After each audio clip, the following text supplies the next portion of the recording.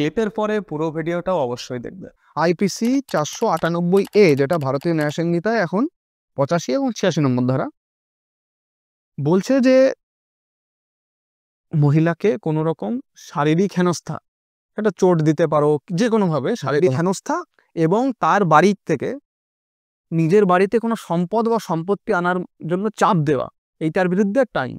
স্ত্রীর বাড়ির থেকে সম্পত্তি আনা, যে তুমি ভাই তুমি তোমার বাড়ি থেকে যাও অমুক জিনিসটা নিয়ে আসো, যাও তুমি তোমার বাড়ি থেকে স্টোরিটা নিয়ে আসো। পণ টাইপের, তাই তো?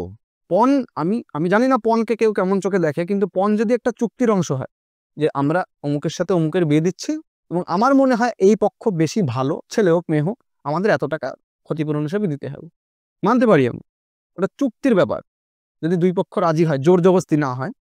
এখানে কি হয়, যদি সত্যি আমি দেখেছি নিজের চোখে, যে বিভিন্ন খবরের কাগজেও পড়েছি, যে মেয়েটাকে মানে প্রতিনিয়ত জ্বালানো হয় যে তোমার বাপের বাড়ি থেকে এ নিয়ে আসো, বাপের বাড়ি থেকে ও নিয়ে আসো, হেনা তেনা, হ্যাঁ, বা তাকে মারধর করা হয় ইত্যাদি, মৌখিকভাবে হোক বা শারীরিকভাবে হোক। সমস্যাটা হচ্ছে এখানে প্রমাণের কোনো দরকার নেই। তুমি খালি মুখে এসে বলো আমাকে চাপ দেওয়া হয়েছে বাড়ির থেকে এই আনার, অথবা আমার গয়না আটকে রেখেছে, সেই গয়নার হিসাব যে এই যে আপনাদের অবহেলার দিন মানে যে পরিণামগুলো এখন দেখতে পাচ্ছেন, যে আপনি যখন বিবাহের দলিলে সই করেছিলেন তখন কি সব হিসাব রেখেছিলেন? সে এখন এই 498 ধারা অনুসারে বা বিএনএস এর 85 বা 86 বা 85 এবং 86 ধারা অনুসারে আপনার বিরুদ্ধে লাগাবে মামলা, যে আপনি হেনস্থা করেছেন আলাদা, আপনি ওর গয়নাও আটকে রেখেছেন। হয়তো সে নিয়ে গেছে এখনো অব্দি, আমি ভুয়ো মামলাগুলোর কথা বলছি, যে সে গয়না নিয়ে চলে গেছে বাপের বাড়ি, কিন্তু এখনো বলছে আমার গয়না ওর কাছে রয়েছে, ওগুলো আমার ফেরত দাও। আপনি কি হিসাব রেখেছিলেন কটা গয়না এসেছিল এবং সেই গয়নাগুলো কোথায়? এক্ষেত্রে তো তোর সাথে যদি এরকম হতো আমাকে বল কি করতি। আমার সাথে যদি এক্ষেত্রে তো অবশ্যই আমি হিসাব রাখতাম যে কতগুলো এসছে কতগুলো যাচ্ছে, সেই অবশ্যই। যদি না আসে বা আসে যাই হোক, তো এক্ষেত্রে প্রথমত আমাদের এটা করানো ছিল যে জিজ্ঞাসাবাদ, যে আমি যে কোনগুলো নিয়ে গেছি বা গয়নার বিষয়টা বলছি, যে লিখিত, ভাই লিখিত ছাড়া কোনো লিখিত লাগবে না। অবশ্যই গয়নার কাগজপত্র হয় না, সেটা অবশ্যই হবে, যে অমুক নামক মহিলা আমার সাথে বিবাহ করেছেন, তার অধীনে এই কাগজপত্রের গয়নাগুলো রয়েছে, এই কাগজপত্রের জেরক্স আমার কাছেও রইল।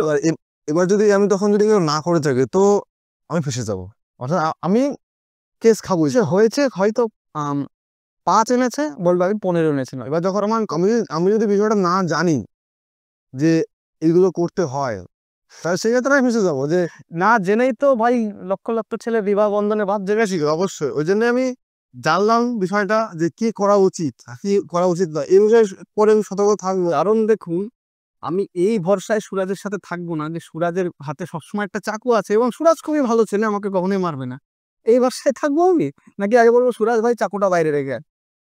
অবশ্যই চাকুটা বাইরে খাই বলবি। তাই কারোর দয়ায় কখনো বাঁচা যায় না, যে ও ভালো মানুষ, ও চাকু দিয়ে মারবে না আমাকে, ঠিক আছে? তাই আপনারা মানে নিজেকে সুরক্ষিত রাখার জন্য কি করবেন যে প্রথমত যদি কিছু, আমি বলবো কি পণ জাতীয় কিছু না নেওয়াই ভালো। আচ্ছা, এখানে একটা প্রশ্ন করছি, ধরো এই যে তুই যে গয়নার ব্যাপারটা বললি,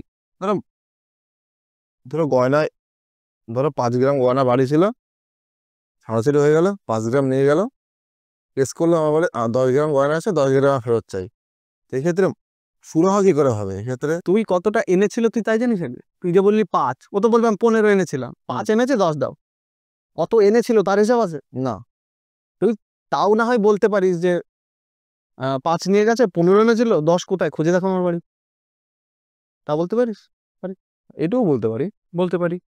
তাই বাড়িতে লুকিয়ে থাকবে, কি আর কোনো লুকানোর জায়গা নেই? করে দেবো খোঁজা কথা জায়গা। কি করতে হয়, কি কি গয়না তার কাগজপত্রের সাথে তার ছবি তুলতে হয়, এই গয়না এই কাগজপত্র ঠিক আছে রয়েছে, তারপরে দেখতে হয় যে মেয়েটা কি কি নিয়ে গেছে। বলছে আপনি দেখাশুন ওর বাড়ি কি কি রয়েছে, তারপরে এসে দেখুন আমার বাড়ি কোথায় কি রয়েছে, সেটা একটা সুরাহায় আসতে পারে। সে যদি অন্যায্য দাবি করে যে আমি 5 না 15 এনেছিলাম, তার থেকে বাঁচার উপায় হচ্ছে একমাত্র এই যে চুক্তি করে নিন বা একটা প্রমাণপত্র যে আমরা এইটুকু ছিল এইটুকু আনা হয়েছে। কারণ যদি না করেন তাহলে ভাই সেই সুরাজের হাতে চাকু, আর সুরাজ খুবই ভালো ছেলে, সেই আশায় আপনাকে থাকতে হবে। দ্বিতীয় যে বিষয়টা, যেটা গার্হস্থ্য হিংসার বিরুদ্ধে মামলা হয়, গার্হস্থ্য হিংসার বিরুদ্ধে মামলা, ঠিক হ্যাঁ, যেগুলো ভুয়ো হয়, সেক্ষেত্রে যদি আপনি বাঁচতে চান, আমার ব্যক্তিগত পরামর্শ যে বাড়িতে অন্তত যে মূল ঘর রয়েছে যেখানে খাওয়া দাওয়া হয় বা ইয়েতে, সেখানে অন্তত একটা সিসিটিভি ক্যামেরা লাগা। মানে সেটা আপনার বাড়িতে কোনো চুরি চামারি হচ্ছে কিনা, মানে বাড়ির লোকও কোনো অনৈতিক কাজ করছে কিনা সেটাতে দেখা যাবে। যদি বাড়ির লোক সত্যি গারস্থ হিংসা করে থাকে, মহিলাটাও চাইতে পারে ফুটেজ। আর যদি সত্যি না হয়ে থাকে তাহলে ছেলেটাও বলতে পারে ফুটেজ দেখে নি, এই দেখুন 3 মাস আগেই তো কি সুন্দর ছিল, হট করে কি হলো, এই হলো। এতে আমরা কতটা দায়ী, ও কতটা দায়ী। ঠিক আছে, তো এই দুটো সুরক্ষা ব্যবস্থা আমরা 498 এর বিরুদ্ধে আনতে পারি।